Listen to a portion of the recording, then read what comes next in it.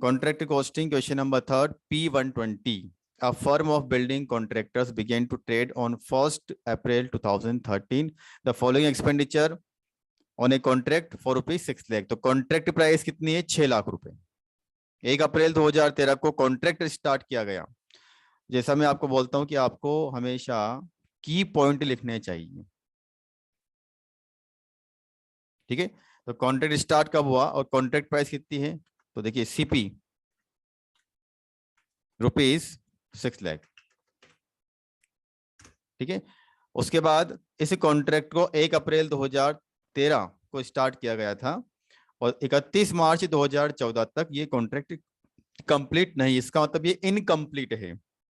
Incomplete का मतलब अपूर्ण लेख है, अपूर्ण. ठीक है, इनकम्प्लीट कॉन्ट्रैक्ट. तो उस केस में वर्क सर्टिफाई, वर्क अनसर्टिफाई, वो सभी हमको देखना होता है. चलिए आगे की इन्फॉर्मेशन देखते हैं. मटेरियल इश्यूड टू कॉन्ट्रैक्ट 1,02,000, 1,02,000 की. देखिए अब मटेरियल कंज्यूम है कि मटेरियल इशूड है, सब तरह के पॉइंट आपको यहाँ पर देखने को मिलेंगे. ये मटेरियल इशूड है. एक होता है मटेरियल कंज्यूम. तो मटेरियल इशू का मतलब इस कॉन्ट्रैक्ट के लिए हमने इतनी मटेरियल को यहाँ पर एक तरह से सप्लाई किया, उसको परचेज किया. अब यदि इसमें से कोई मटेरियल बच जाती है तो उसे हम कहाँ दिखाते हैं? क्रेडिट साइड में. ठीक है, प्लांट यूज्ड फॉर कॉन्ट्रैक्ट. ठीक है, आगे wages incurred, other expenditure incurred, cash received on account to 31 March ₹2,56,000. तो एक और पॉइंट हमें यहाँ पर लिखना है, कैश रिसीव्ड. कितना कैश कॉन्ट्रैक्टर को कॉन्ट्रैक्टी से मिल गया?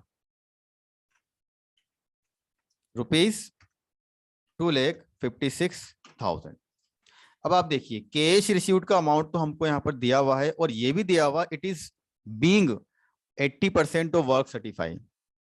जितना वर्क सर्टिफाई है उसका 80% है कौन? Cash received. तो इसको मैं लिख देता हूं 80% ऑफ वर्क सर्टिफाइड. अगर वर्क सर्टिफाई मेरा 100 रुपया है तो कैश रिसीव्ड कितना है? 80 रुपया है.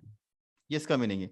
तो इसकी हेल्प से हम यहाँ पर एक छोटा सा कैलकुलेशन कर सकते हैं. इसी के साथ में वर्क सर्टिफाई कितना होगा.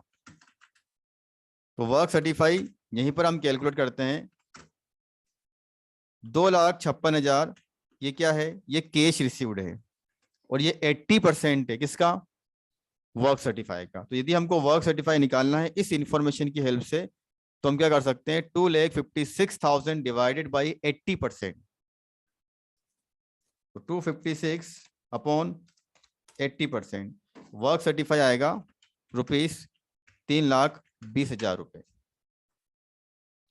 ठीक है, चलिए आगे की इंफॉर्मेशन देखते हैं. और of the plant and material charge to the contract, plant which cost ₹6,000 and material which cost ₹5,000 were lost. देखिए ये यहाँ पर एक नया पॉइंट है. कॉन्ट्रैक्ट अकाउंट हम बनाते हैं, उसमें मटेरियल को यूज करते हैं, प्लांट को भी यूज करते हैं और प्लांट का डेप्रिसिएशन डेबिट करते हैं. तो 6,000 का प्लांट ऐसा था, स्पेशल प्रोविजन है, ध्यान से आप इसको देखें. 6,000 का प्लांट ऐसा था जो लॉस्ट में चला गया, मतलब नुकसान हो गया. तो ₹6,000 प्लांट लॉस्ट. इसी के साथ में आप देखिए यहां पर 5,000 की मटेरियल भी ऐसी थी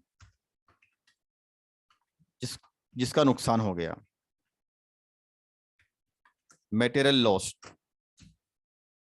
ठीक है, तो 5,000 का मटेरियल और 6,000 का प्लांट ये लॉस में चला गया. एक तरह से ये इस कॉन्ट्रैक्ट में काम नहीं आ पाया. ठीक है, आगे देखिए. On 31 March 2014, the plant which cost ₹4,000 was returned to store.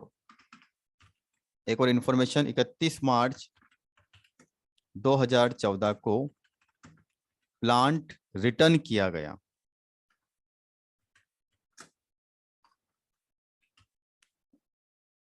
Plant return किया गया. रिटर्न का मतलब पहले प्लांट को इस कॉन्ट्रैक्ट पर इशू किया गया, 30,000 रुपए का प्लांट इशू किया गया. उसके बाद उसमें से कुछ प्लांट ऐसा था जो काम में नहीं आया, और उसको वापस रिटर्न कर दिया गया।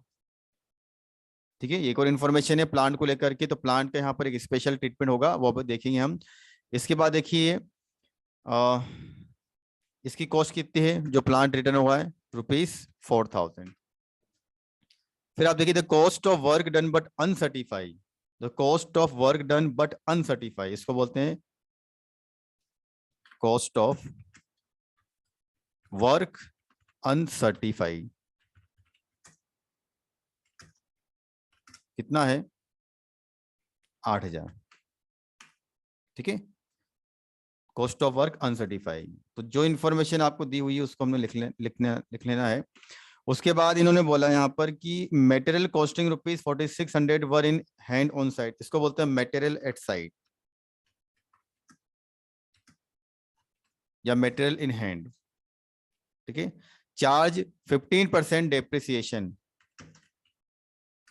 चार्ज, तो रेट ऑफ डेप्रिसिएशन हमें दे रखी है 15%। ठीक है, आगे की इन्फॉर्मेशन हम बाद में यहाँ पे देखेंगे, पहले हमें यहाँ पर बनाना है कॉन्ट्रैक्ट अकाउंट। अब आप ध्यान से देखिए कैलकुलेशन किस तरह से होता है। ठीक है, देखिए सबसे पहले कॉन्ट्रैक्ट अकाउंट आप कब बना रहे हो, 31 मार्च के दिन, वर्ष के अंतिम दिन, फाइनेंशियल ईयर के अंतिम दिन। चलिए स्टार्ट करते हैं, एक एक पॉइंट को लेना है। सबसे पहले आप देखिए इसमें यहाँ पर मटेरियल का ट्रीटमेंट कैसे होगा।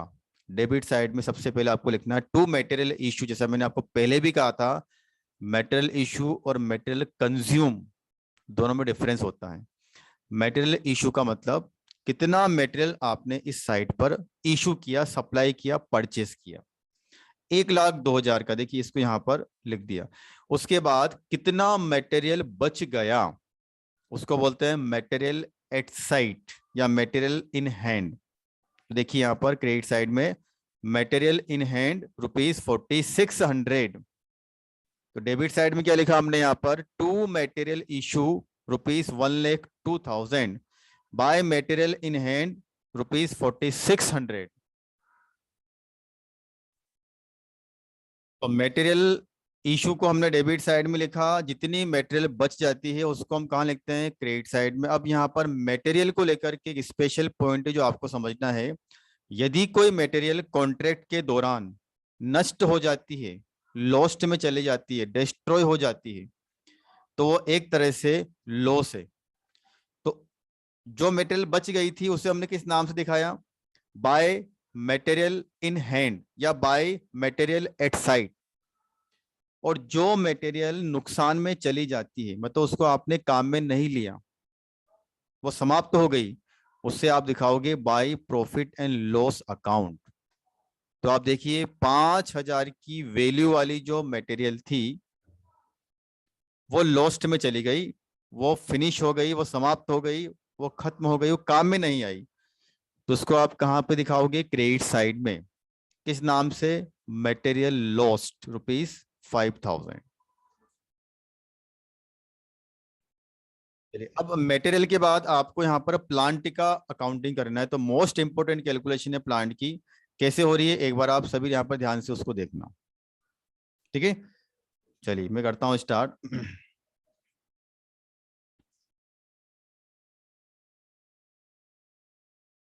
देखिए सबसे पहले तो आपको ये देखना है कि मटेरियल जो है, प्लांट जो है वो कितना इशू किया गया। तो हम कर क्या रहे हैं, हम कैलकुलेट कर रहे हैं कैलकुलेशन ऑफ प्लांट डेप्रिसिएशन। ठीक है, चलिए सबसे पहले कॉस्ट ऑफ प्लांट इशू, कितने का प्लांट हमने इस मटेरियल इस कॉन्ट्रैक्ट के लिए इशू किया, ₹30,000 का। दिख रहा है आपको, ₹30,000 का।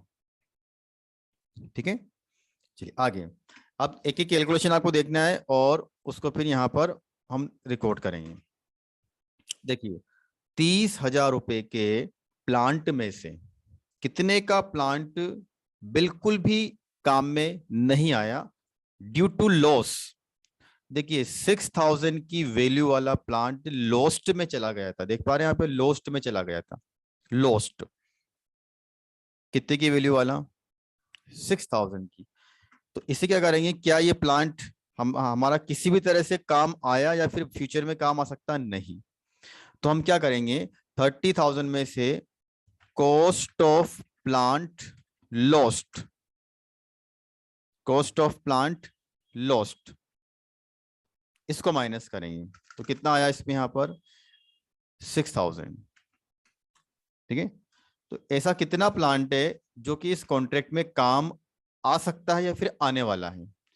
ठीक है, तो रिमेनिंग प्लांट कितना बचा आपका, रिमेनिंग प्लांट 24,000। एक बार आप ध्यान से इसको देखें कैलकुलेशन कैसे हो रही है। 30,000 की वैल्यू वाला प्लांट हमने इशू किया था इस कॉन्ट्रैक्ट के लिए, उसमें से 6,000 की वैल्यू वाला प्लांट लॉस्ट हो गया। अब जो प्लांट लॉस्ट में चला गया है वो एक तरह से वो इस प्लांट पे बिल्कुल भी काम नहीं आ सकता। ठीक है, तो कितना प्लांट ऐसा है, कितना प्लांट ऐसा है जिसको हम ऐसा बोल सकते हैं कि वो यहाँ पर काम में आने वाला है। ठीक है, 24,000 रुपए का प्लांट। इसके बाद फिर हमें चेक करना है क्या किसी प्लांट को रिटर्न किया गया है, क्या किसी प्लांट को रिटर्न किया गया है। तो देखिए 4,000 रुपए प्लांट रिटर्न, 4,000 रुपए के प्लांट को रिटर्न किया गया। रिटर्न का मतलब ये होता है कि उसको वापस स्टोर में लौटा दिया गया, उसको काम में नहीं लिया। वो प्लांट कॉन्ट्रैक्ट की साइट पर, लोकेशन पर था, वो प्लांट लोकेशन पर था लेकिन उसको रिटर्न कर दिया गया, उसको क्या कर दिया गया, रिटर्न कर दिया गया।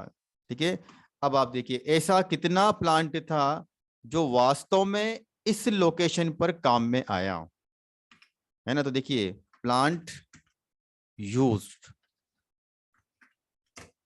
कितना प्लांट काम में आ रहा है, 20,000 रुपए की वैल्यू वाला प्लांट काम में आ रहा है।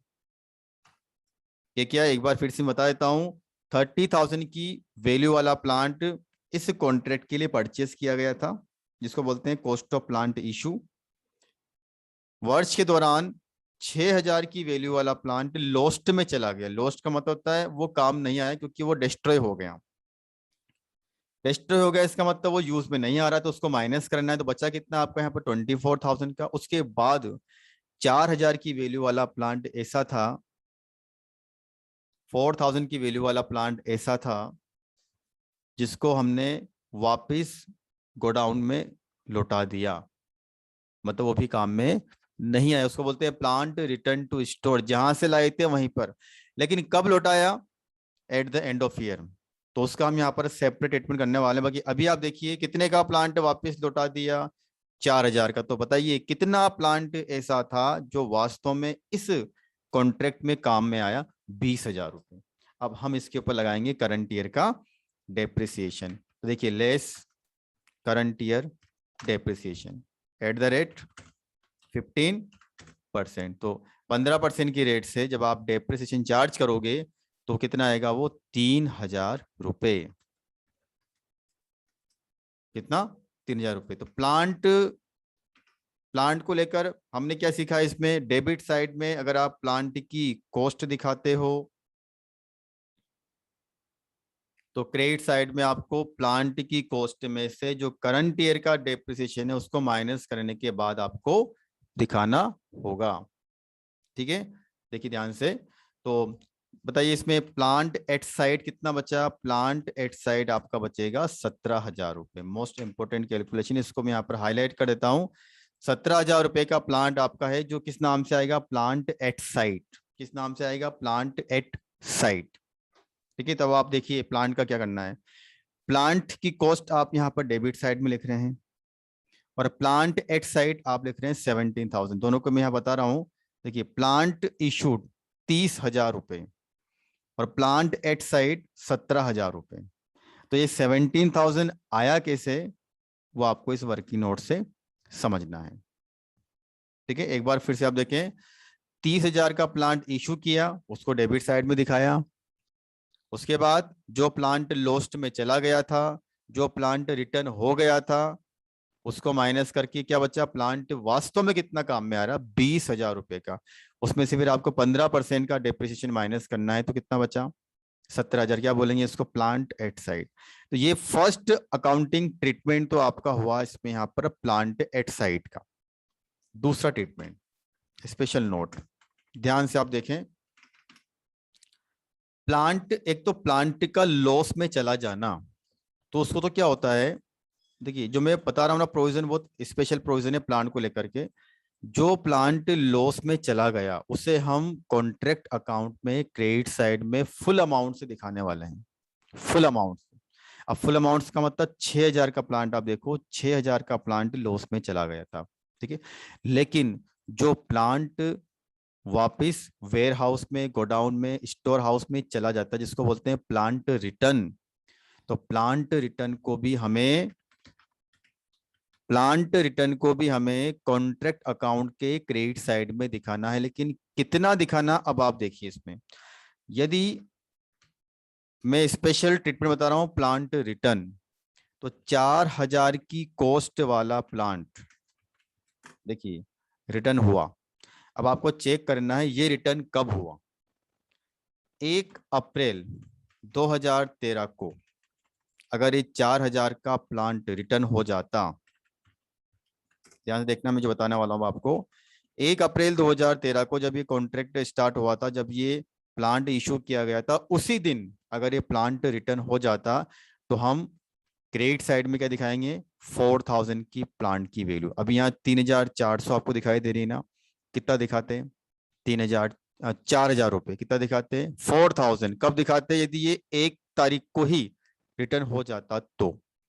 लेकिन ये रिटर्न कब हुआ, 31 मार्च 2014। इसका मतलब क्या करेंगे, 4,000 की प्लांट में से इसके ऊपर लगेगा 15% की रेट से डेप्रिसिएशन, जो कितना आएगा 600 रुपए।